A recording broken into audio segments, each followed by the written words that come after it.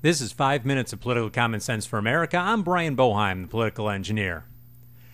And the question I want to ask and answer today is, who's coming across the border?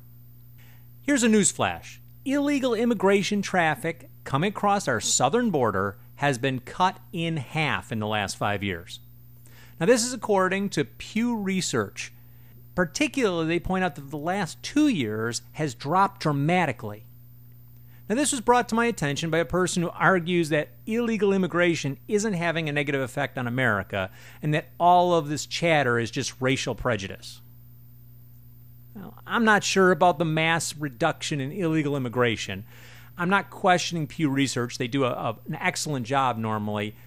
But I find it hard to believe that we can actually count these people with any level of reliability. If we literally could count these people, wouldn't we be able to identify them and deport them? But I don't want to argue that point. I could go on and on about that. I want to attack this from another angle completely.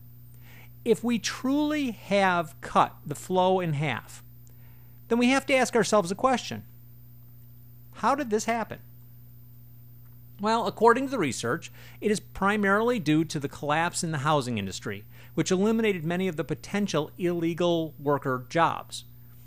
Then there is the increase in awareness and security, which has made it more expensive and more challenging to get across. And then finally, with the increased intensity of the drug wars, it's become more and more dangerous to even go near the border, let alone place your life in the hands of a drug cartel-paid coyote. So, I think we can safely conclude that anyone with a family and half a brain has made the decision not to risk the dangerous cartels and the increased U.S. border security just to come to the U.S. where there are no jobs. If these are the people who aren't coming over, then who are the people that make up the other half? The ones that are still coming over the border into Texas, New Mexico, Arizona, and California, and then working their way into the 46 other states. In my opinion, the people who are now coming across have nothing to lose and everything to gain. These are criminals that need to escape Mexico and Central America. These people are drug mules, future dealers, gangbangers who are being sent into the U.S. by the cartels. Oh, and yes, let's not forget the terrorists who find it the easiest way to get into this country undetected. All it takes is money.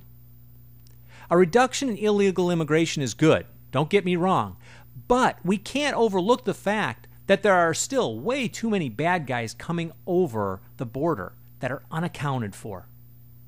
We have to realize that the job isn't over, and just because there's been a reduction in the number of people coming over and the total number of illegal immigrants, that doesn't mean that the problem is solved, because now we have to focus on the fact that the ones who are still coming over are probably more dangerous than any of the ones that came before them.